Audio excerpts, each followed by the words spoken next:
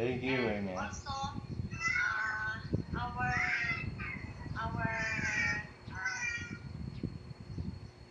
topic for today is what is this?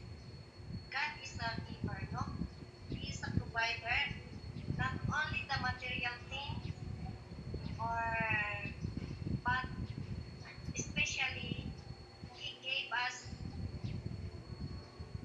faith, no? Faith to Him. So He is a perfect God. So I think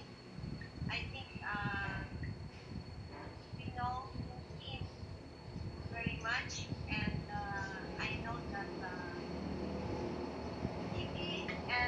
later He will give us salvation, because this is our daily needs, daily, uh, daily needs in our life, you know, salvation, because we don't know our life today, tomorrow, today and tomorrow. Amen. More than material things, material gifts, the most important gift that God has given us is Jesus Christ. Yeah.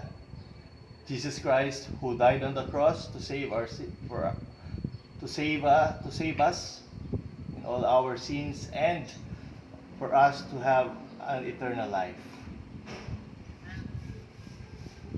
Okay. Lubos sa kalakasan ng pangatawan, patuloy na siya po'y magamit sa paglilingkod sa inyo. Patuloy niyo po siyang gamitin na amin pong pagmulat ng aming mga mata at pagkilos sa panibagong araw na ito. Maraming salamat po. Patuloy na ipinabalik mo namin ang papuri at pasasalamat sa inyo, Panginoon. Wala nang iba. Idinadalayan po namin ito, alang-alang na po lahat, sa pangalan ng aming Panginoong Jesus. Amen. Amen. Morning. Morning po.